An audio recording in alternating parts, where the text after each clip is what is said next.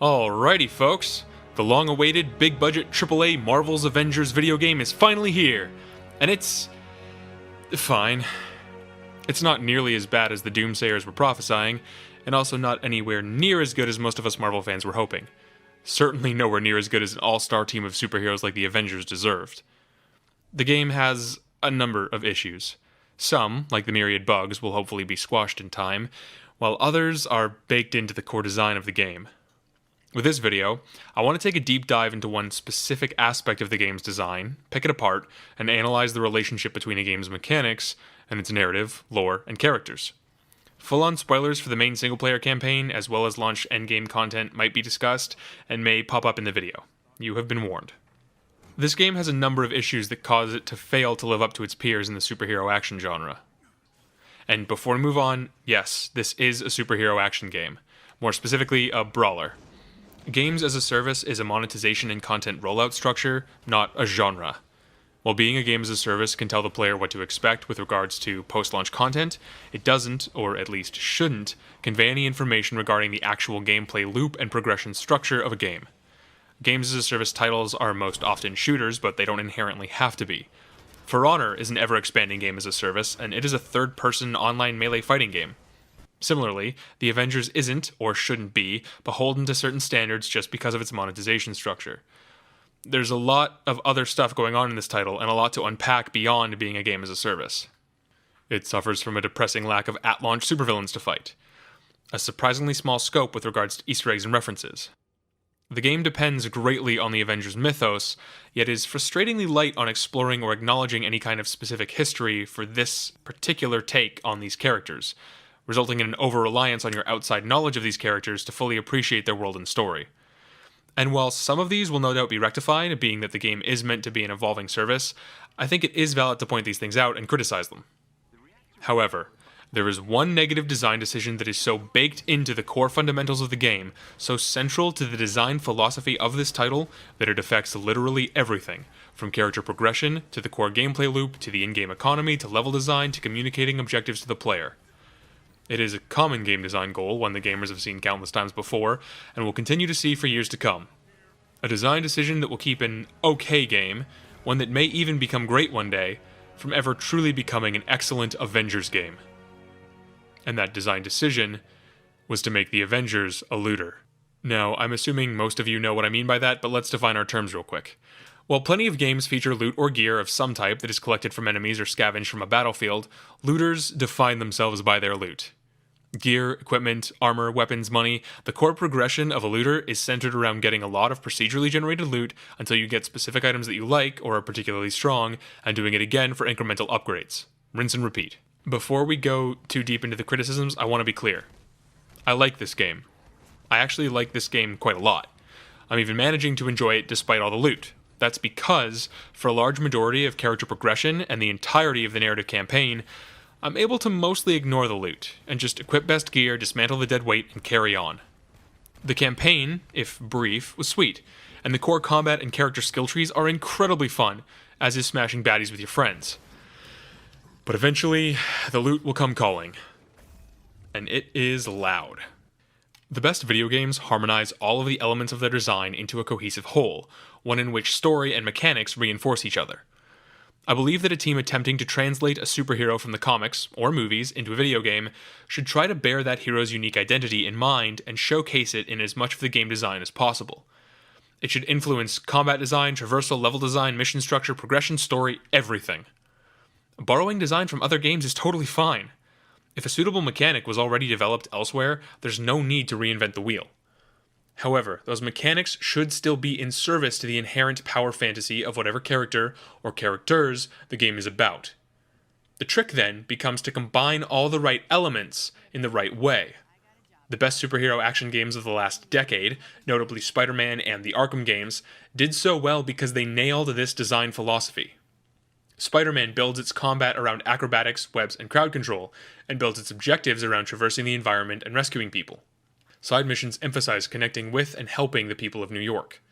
The Arkham franchise was built on the pillars of combat, stealth, and detective work, structuring its narratives around mysteries.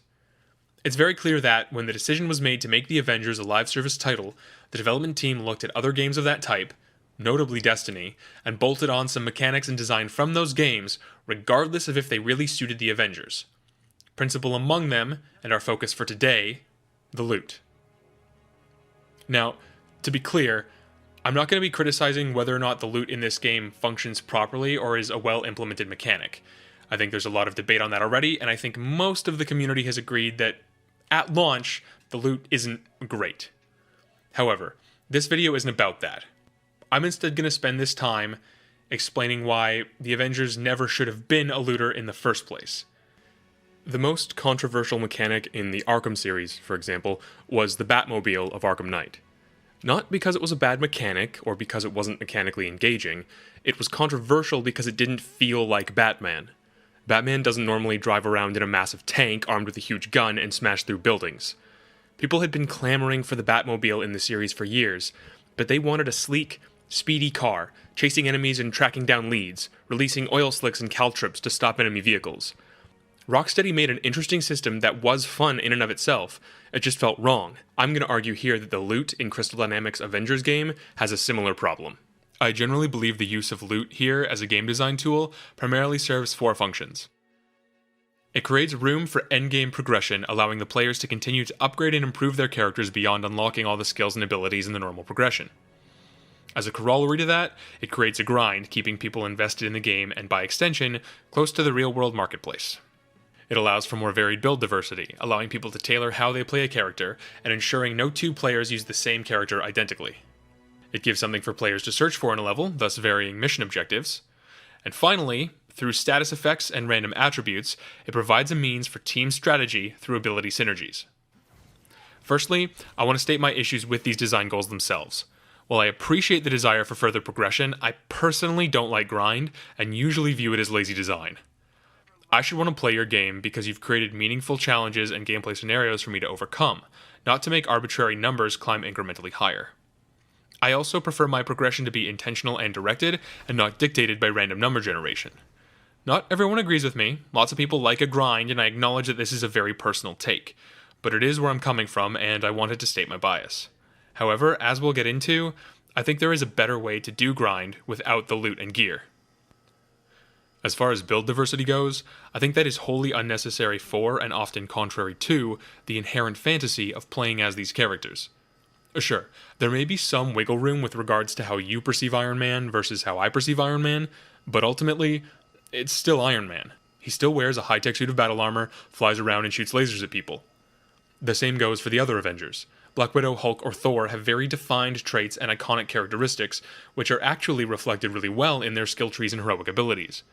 This isn't a traditional RPG in which we are building a character from whole cloth, or even a case of taking a very general character class and then specializing. We are starting with a very predefined baseline. And there are multiple characters. That is your build diversity. The job of a developer making an Avengers game, then, is not to create playstyles for these characters. We all already know how they should play. The job is to realize those playstyles. Insomniac didn't have to invent the idea of web-swinging and subduing large crowds of thugs. That's what Spider-Man does. That's why you play a Spider-Man game. Their work was to develop the systems to realize that fantasy and make it engaging and fun. A job they knocked out of the park. People already know mostly what they want when they come to a franchise game. You pick a character or hero because you want to do the things that character or hero does. I feel confident in saying that when people hear the phrase Hulk gameplay, the vast majority of people picture pretty much the same thing. Or that when you hear the phrase play as Black Widow, most people imagine similar gameplay. Sure, 5% of people might want to do something weird with Iron Man, like, say, making him a stationary tank, but I think we can all agree that generally, if you want to play as Iron Man, you want to fly around, and if you want to play a tank, you'll probably want to play as Hulk. Should a game really build its entire progression system around a few edge cases, if most people will gravitate to similar, if not identical thanks to the meta, builds? Just because you can build Hulk to specialize in range damage doesn't mean you should or likely will sacrifice defense and melee on the Hulk. His actual character design simply doesn't support it. No matter how much you pump up his ranged stat, all you can do is throw rocks. So this theoretical space for build diversity actually runs counter to the intended and designed playstyles of characters. Black Widow's entire kit is built around not taking damage. She's mobile, she can turn invisible, and her intrinsic ability only functions when she isn't getting hit. Sure, she needs enough health to survive the occasional slip-up, but if your defense is your highest stat on Black Widow, you're playing the character wrong and should be playing somebody else. That's fine. Not every character should be able to do all the things. To quote Tony Stark from this game, you don't have to do it alone. That's the whole point. The rest of the team is there to shore up any single character's weaknesses, and they all have their own roles to play. I know it's anecdotal, but I'm on the game's subreddit and it is already flooded with people advising on how to make the most optimal builds and asking for help in creating the ideal version of a character. So why have the gear at all? I think this is also the cause of some of the friction we're seeing in the game's player base. People who are coming to this game primarily as action gamers, casual gamers, or Marvel fans want, or more importantly, inherently expect characters to have certain traits and play a certain way. They don't want to have to build Hulk to not be one-shot by enemies or staggered out of his attack animations. They don't want to have to build Thor so that his lightning deals impressive damage. These characters simply should be a certain way. Their playstyle is kind of predetermined. That's not to say these players are averse to progression or player agency in progression, just that that progression should be rooted in a character's well-established identity. They naturally chafe, consciously or unconsciously, at there being any sort of barrier to having these characters play the way they're supposed to. People coming from looters or any crunchy RPG system don't even really notice. They equip the optimal gear and move on. But the people who just want to play as Iron Man can't understand why his unibeam doesn't immediately feel right. And I believe that is genuinely a failure on the part of the developers to translate these characters into a video game. I also briefly want to address how the gear inherently affects the difficulty curve. This isn't necessarily an intended design goal so much as a necessary design concession. The need to drive the loot grind, and the fact that the player will constantly be swapping out their gear, means certain attacks and enemies can fluctuate wildly in their difficulty, but the overall curve is a flat horizontal line as the enemies scale with you, so you don't feel notably powerful even as your numbers are climbing higher and higher.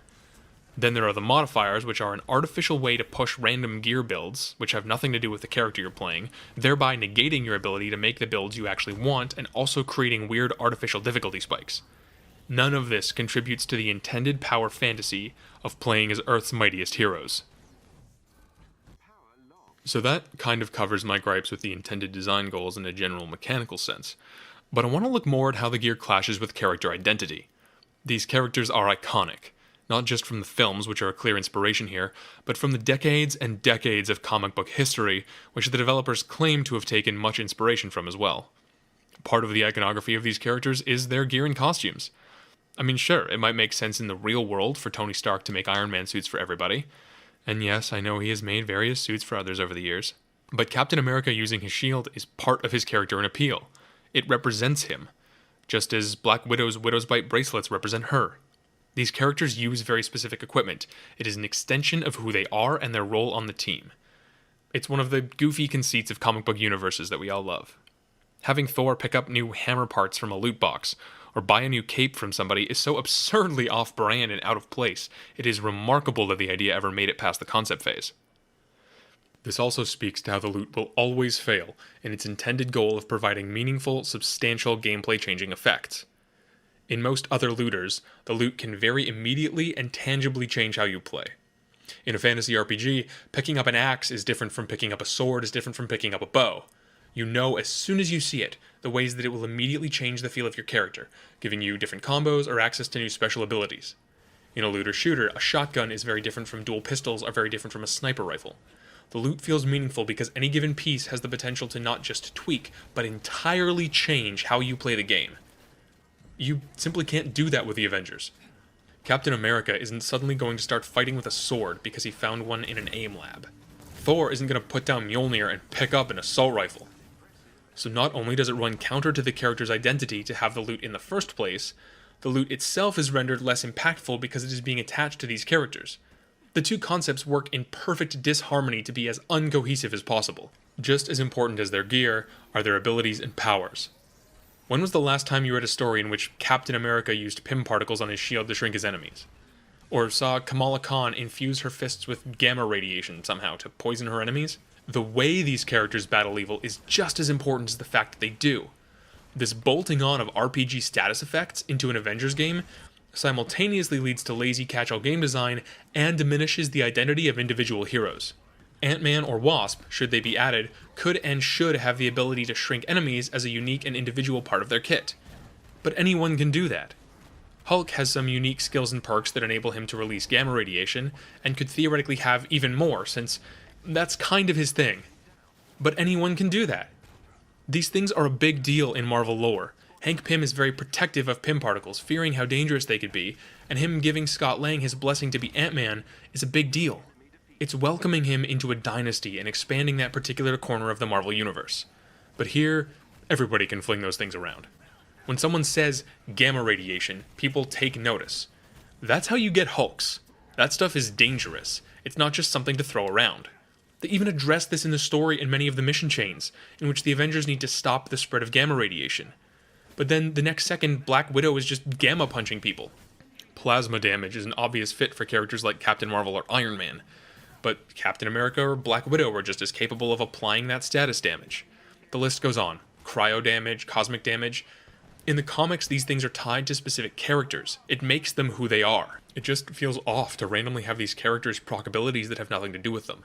It's like Spider-Man setting people on fire with flaming webs, or if Wolverine could electrocute people with his claws, or if Daredevil's billy clubs could freeze his enemies. Then there are the ways the gear system breaks the lore of the world and damages the fantasy of being an Avenger. I've already touched on the lore breaking element a little bit, but I want to expand on it here. Iron Man makes his armor.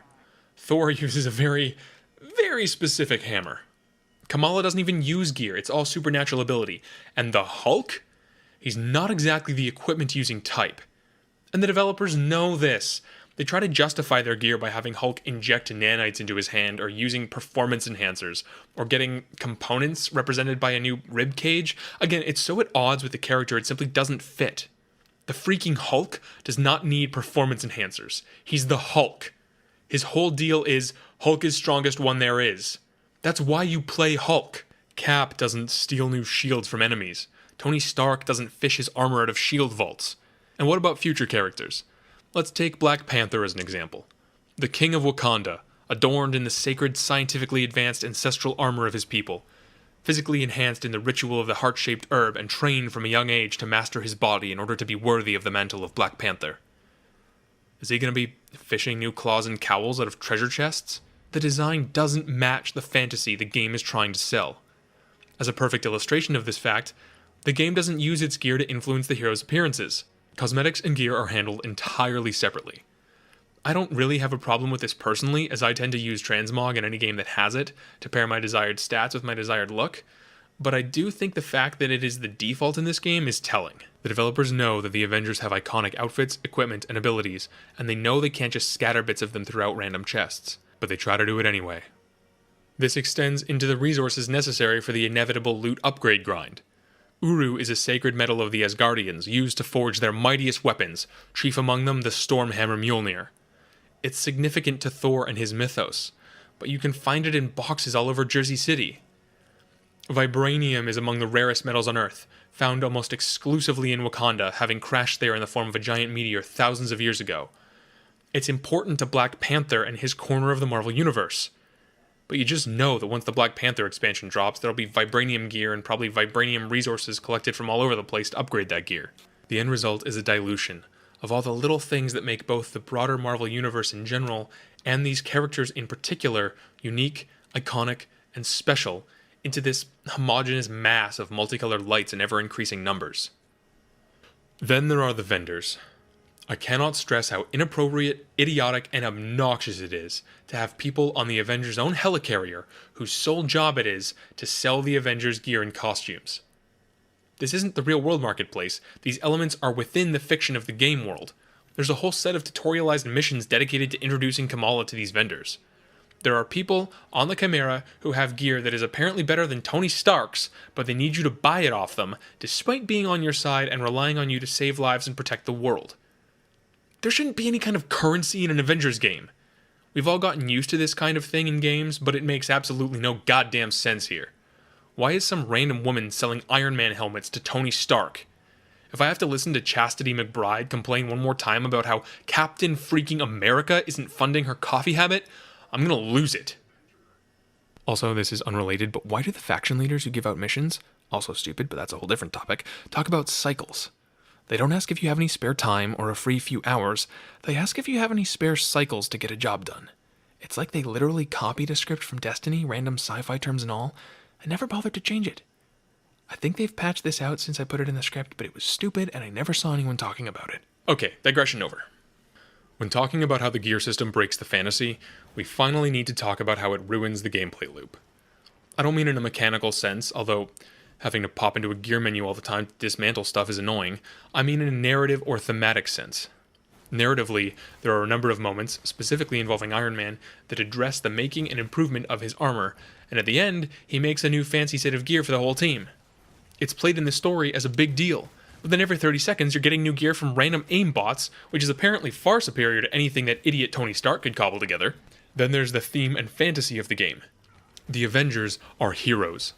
They go on missions to disrupt enemy operations and save lives. And, according to this game, to hunt for treasure.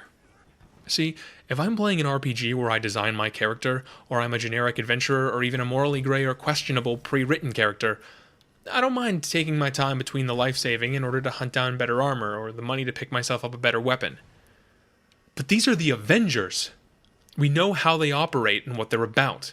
They fundamentally should not be traipsing around the environment looking for loot. Imagine if, in the battle for New York in the first Avengers film, Captain America had stopped the fight to pop into a nearby building and scavenge for a new shield part, or a new helmet.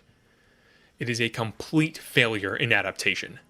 The thing is, if the goal is to give the player something to do and look for in the world, the game is close to solving this problem more elegantly, like by finding prisoners to rescue, or powerful enemies to take down. But even then, they drop the ball in how the objective is telegraphed to the player. Jarvis says, there's a powerful enemy unit nearby, defeating them may yield something useful. In other words, don't stop the bad guys to save people's lives, or for the sheer benefit of stopping bad guys. No. Take them down to take their stuff. I trust I don't need to explain how that does not vibe with the Avengers at all. This term gets thrown around a lot, but the gear and loot system here creates a very vivid sense of looter-narrative dissonance, in which the things the characters are doing narratively, and which you are doing mechanically, are at odds with each other. I wanted to play as the Avengers, not the Scavengers. With regards to character synergies, we see another missed opportunity. People obviously have expectations of these characters, and that extends to how they should work together. When I say, the Avengers doing team-up attacks, you probably think of Cap reflecting Iron Man's laser off of his shield, or Hulk throwing Cap shield first to slam into an enemy. Maybe Black Widow locks someone in a stranglehold, and Miss Marvel speed bags, unleashing a flurry of high-damage punches. You probably don't picture Hulk hitting someone with Pym particles before Black Widow shoots them with gamma bullets. It's a perfectly serviceable mechanic. In fact, it actually provides for some compelling team composition strategies. In another game, I might actually really enjoy it. It's reminiscent of the priming and detonation system from Anthem, one of the few things I found interesting about that game. In the Avengers, however, all it does is break my immersion. It doesn't use the hero's unique and iconic abilities and skills to create compelling gameplay. It just relies on the kinds of systems we've seen a million times in other places. This is what I mean when I say lazy design. I don't mean to insult anyone at Crystal Dynamics. I played and thoroughly enjoyed all 3 games in their Tomb Raider reboot. I think they are skilled game developers who understand their craft far more than I do. I don't think I'm saying anything here that they don't know. But their Tomb Raider games were at their best when all of the game's elements, mechanics, story, themes, and characters were in harmony. When limited resources force interesting decisions with the crafting system.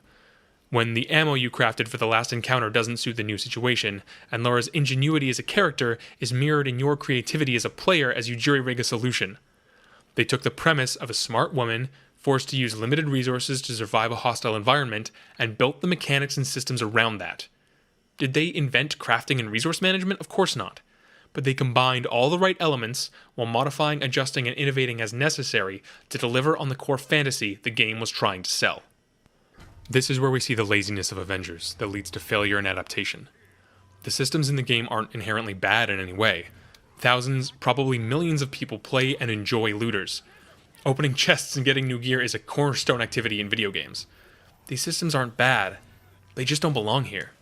Part of game development is finding the mechanics that belong and shaving away the mechanics that don't, a philosophy called design by subtraction. I say the Avengers development is lazy not because people didn't work hard on it, but because they chose the path of least resistance, borrowing or wholly stealing mechanics and systems that don't serve the game they were trying to make, rather than innovate where necessary.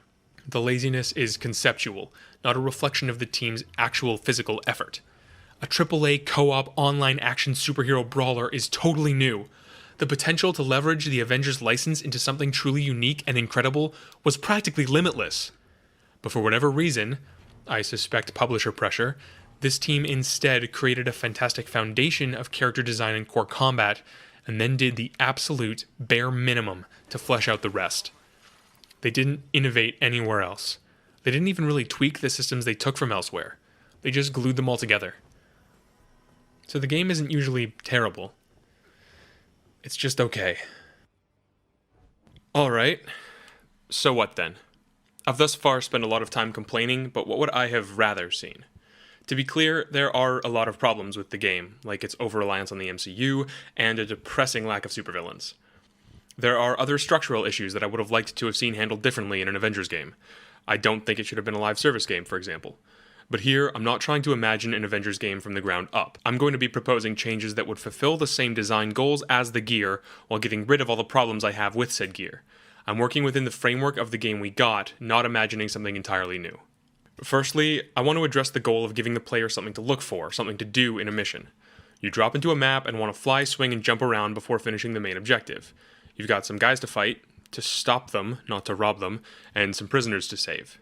You could even add a few more objectives. But you know what? It is a video game, and collecting stuff is fun.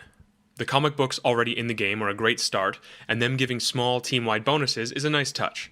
Hidden codex files are also great, adding some much-needed lore and context to this particular interpretation of the Marvel Universe. But I think there's a way to mimic some of the experience the gear gives us without actually using gear. AIM bases could house prototype AIM tech, or blueprints. Taking it doesn't get us gear, but if we collect it and complete a mission, we could bring it back to our technicians, or Tony Stark's lab, to be examined, giving us some roster-wide bonuses against particular enemy units. The more the Avengers learn what makes them tick, the better they get at tearing them apart. This would even provide a framework for future expansions. If the Kree come to Earth, you can gain Kree intel when you attack their strongholds. This also helps differentiate different missions and the associated factions. Attacking an AIM lab is different than protecting a city block, is different from an Atlantean underwater base, is different from a Kree outpost. You aren't just farming for RNG gear everywhere you go, you can choose your targets to gain specific intelligence to assist you. They could make better use of the shield vaults, granting larger collections of diverse enemy intel. Then there are the classic kinds of collectibles, things that speak to the lore, world, and characters. Certain missions could house stolen Avengers memorabilia, similar to the backpacks from Spider-Man PS4, a broken piece of the rocket that blew Steve Rogers into the ice in World War II, a picture of Bruce Banner and Betty Ross in a broken frame, smashed after Banner's first transformation into the Hulk, Crimson Dynamo's helmet, knocked off after the first fight with Iron Man and kept by Tony to study. I know they want to push the marketplace, but you could have some cosmetics tied to collectibles. Not by hiding character costumes around maps to be found, but by tying them to collectible benchmarks. If they insist on making new takedown animations optional cosmetic items, then gaining enough SHIELD intel could be what unlocks new takedowns. There could be Agents of SHIELD outfits for everyone that you only get for collecting enough SHIELD intel. Or getting all of the memorabilia associated with a certain character could unlock a special legacy skin. Again, you could do fun things with this in expansion content. Everyone could get a Kree outfit, or an Atlantean outfit, or a Wakandan outfit, that you get by finding enough stuff in the associated maps. The point is, you're still encouraging and rewarding exploration, and you still have collectibles, which are a staple of both action-adventure games in general and superhero games in particular, but you're avoiding all the concerns that come with generic loot. Problem solved.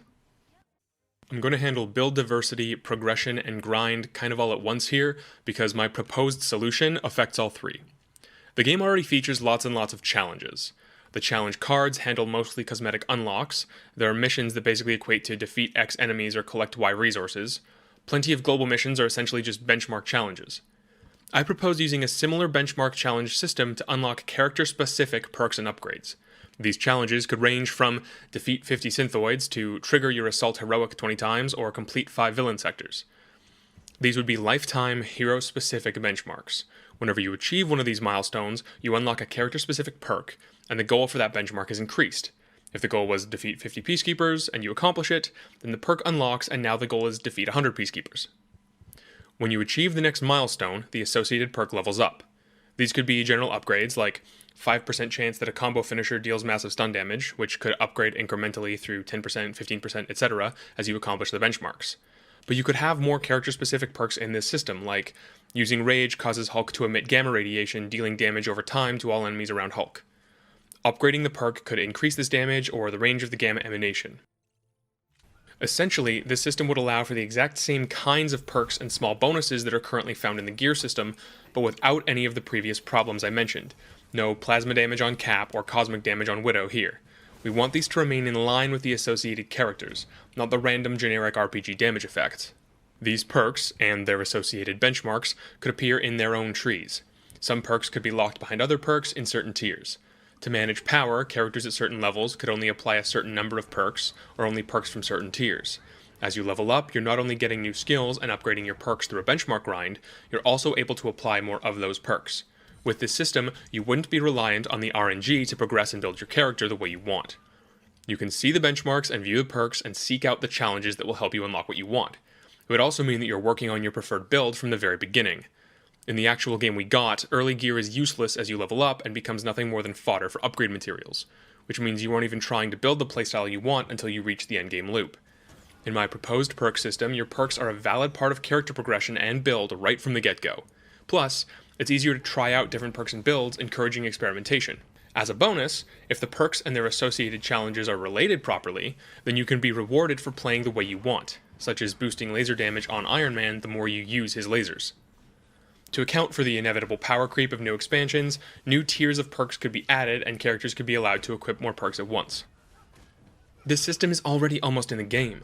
Lots of benchmarks are already tracked for challenge cards and objectives. Plus, the specialty and mastery skill trees feature character-specific perks and bonuses, only certain of which can be activated at any given time, and which can modify how a character's abilities work in very specific ways. My perk system idea is basically a blending of these two systems, providing a wide range of slowly upgradable perks and buffs that allow you to specialize your hero to your particular taste, without sacrificing what makes them unique or treading on another character's toes. It would also encourage more creative design. Instead of relying on an algorithm to randomly generate a set of perks, stat buffs, and damage types, each hero's identity would be taken into account to create a vast collection of specific perks and upgrades. Captain America would no longer be triggering gamma explosions, but might get bonuses to stun damage. Black Widow won't be freezing enemies with her tonfa, but might get the ability to perform takedowns on enemies at low health even if their stun meter isn't full. Generally, hero-specific gear that interacts with a character's abilities and playstyle identity are more desirable anyway, with most players just skipping through generic gear and trying to find hero-specific pieces that interact with their powers. So why not do away with it altogether? If you're going to encourage build diversity and character specialization, shouldn't those options be built out of what makes a character unique? Instead of building Captain America around random arbitrary damage effects, what if the areas of expertise focused on the use of the shield, close quarters combat, or buffs and debuffs? Your perks could focus on dealing more melee damage, or bonus damage triggering off of shield throw combos. He could have a whole tree dedicated to getting more buffs for the team, or being able to spawn more heroic orbs than other characters. And his commander's abilities could buff teammates as well as himself. Thor could similarly have bonuses built around his most iconic abilities, melee, hammer throwing, and his ability to channel the storm. There could be buffs that reduce his incoming shock damage more significantly, or fill his Odin Force when he's hit with lightning. He could get thunder explosions that trigger on combo finishers, dealing massive stun damage to all enemies in an area. Black Widow could focus on either evasion, takedowns, or range damage. She could have a perk that reduces aggro, allowing her to more easily access her intrinsic Shadow Ops abilities.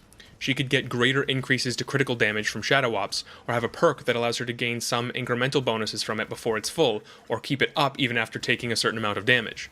This could even help to differentiate new characters when they come out, if they are similar to the launch roster. If Mockingbird is added as a post-launch hero, she might still have perks dedicated to takedowns, but she could specialize in enemy debuffs and melee damage rather than range, aerial combos, and evasion to differentiate her more from Black Widow, who she otherwise could wind up being very similar to. Iron Man could have very specific defensive perks such as, after receiving a certain status damage, reduce incoming damage of the same type for 30 seconds. But if War Machine were to be added, he could have more standard static defense perks like decrease damage from plasma by 50%. This could reflect Tony being more adaptable with his armor, while Rhodey has a bulkier, hardier suit, but doesn't have the ability to tweak things on the fly. Iron Man could have perks that add plasma and shock damage to different attacks, and boost the power on his energy weapons, while War Machine can pump up his raw damage or target more people at once with missiles. You can see how this is already starting to help carve out characters' individual identities, and that's without even taking into account their own combos, heroics, and intrinsic abilities. I'm not going to go through the whole roster, and new characters will be added all the time, but I hope I've illustrated my point. Hulk, Iron Man, Miss Marvel, Hawkeye, Black Panther, Captain Marvel, any of these characters have so many individual things about them that could be used to flesh out a diverse set of character-specific perks and build options for playstyle diversity, and characters who might have similar combat playstyles could have unique identities carved out through their perks. I said earlier that I think RNG loot leads to lazy design. This is what I was talking about. The possibilities of these characters don't need to be explored to their fullest if procedurally generated loot is seen to accomplish the same goals, even if it does it poorly. And finally, we need to address team synergy. Here, the solution is self-evident in the problem. I already talked about it. When playing as the Avengers, players don't want to proc damage effects in the right order. We want to synergize the unique abilities of our iconic superheroes. There are a few ways this could be fixed. Two initially come to mind. The first is to add intuitive, soft co-op moves. Things like bouncing Iron Man's beam attacks off of Cap's shield when he's blocking, or Black Widow's Widow's Bite shot being able to overcharge Iron Man's intrinsic supercharge ability. These would basically be immersion moments, where the players go, I wonder if that works, and then test it out and find cool combos. The plus side to this is that it's simple and would basically slide right into the game we have now. The downside is that not every character would have unique interactions, and some characters might not synergize at all. The other option is to have each character enter a sort of co-op attack state, and then whichever hero chooses to join them, they have a bespoke co-op attack that plays out.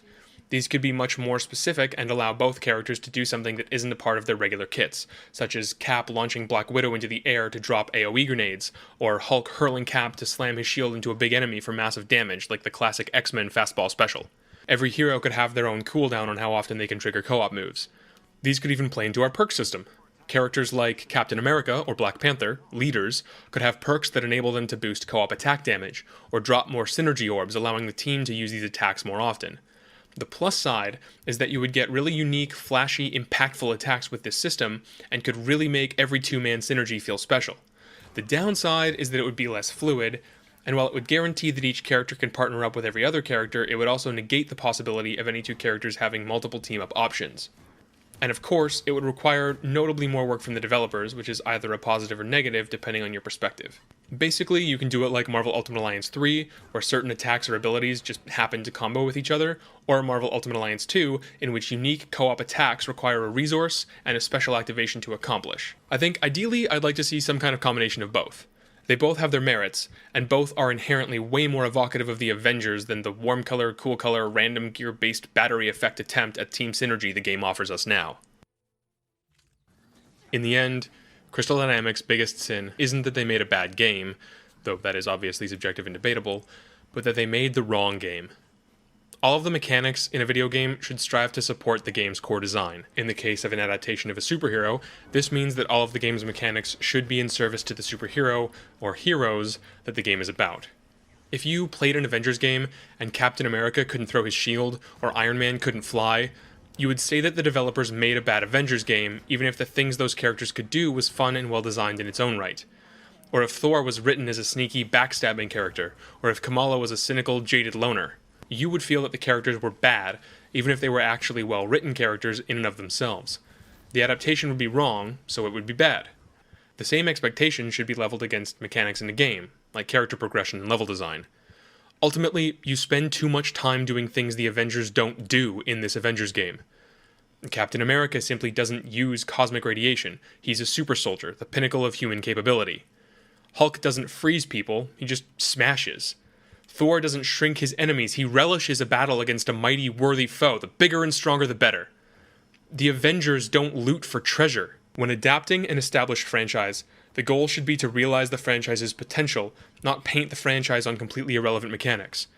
If you aren't going to use the license to influence your design, why bother with the license at all? The Avengers get so much of this right.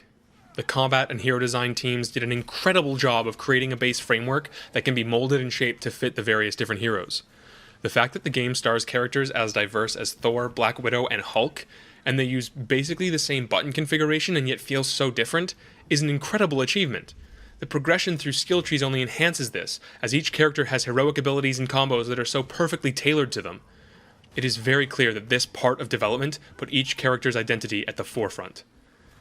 Unfortunately, the gear and loot system took the exact opposite approach, taking mechanics and systems from other games and transferring them wholesale into the Avengers with little to no consideration as to whether it really belongs here. Of course, concessions must be made to accommodate the entire team. A Black Widow solo game should feature much more stealth. A Hulk solo game should, and has, shout out to Ultimate Destruction, feature much more interactable, destructible environments and objects. A Thor or Iron Man game should make much more use of open spaces and flight. It totally makes sense to have to sacrifice some character specifics in order to get them all to work together in a co-op game. The common denominator with all of their skills and abilities and feats is that they're good at beating up bad guys. That's why the game is a co-op brawler, not a co-op stealth game or a co-op shooter. It's interesting, then, that the game is built so much around loot when that's a system that doesn't reflect any of the game's star heroes. It should, instead, have been built around cooperative interaction and team synergy.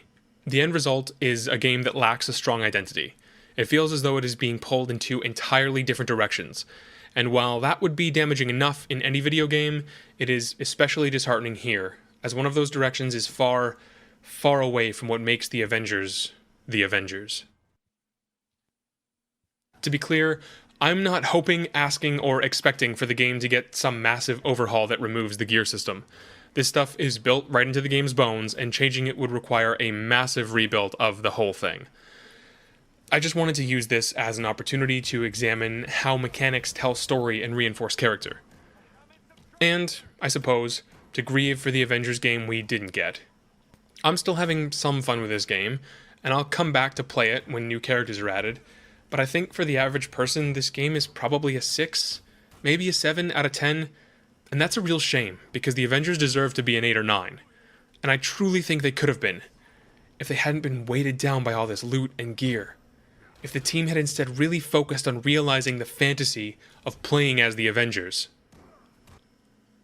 Even if the game improves, which I'm optimistic it will, and becomes a better game, it will never be an exceptional, quintessential Avengers experience, because a solid half of its design is entirely antithetical to the identity of the Avengers.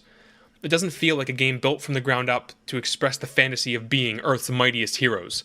It feels like a rather generic, run-of-the-mill, games-as-a-service looter title, with a very impressive coat of Avengers paint on top. Ultimately, this game simply should have been better. It breaks my heart a little that this is the first big-budget, genuine attempt at taking these characters seriously in a video game, and it failed to deliver on that promise so spectacularly. Especially given the fact that this is meant to be a live service game, which means it might be the only Avengers game we get for a while. Then again, Spider-Man and Batman both have a large catalog of mediocre to terrible games, and they have both starred in some absolute masterpieces, so maybe there's hope yet. I just really hope that, if we are truly entering a new era of Marvel video games, they learn the right lessons from the Avengers. Build your game from the ground up to express the identity, personality, and abilities of your heroes. I don't want to see Daredevil opening loot boxes. I want to see Iron Fist and Luke Cage combine their abilities in unique ways, not just freeze enemies and then electrocute them.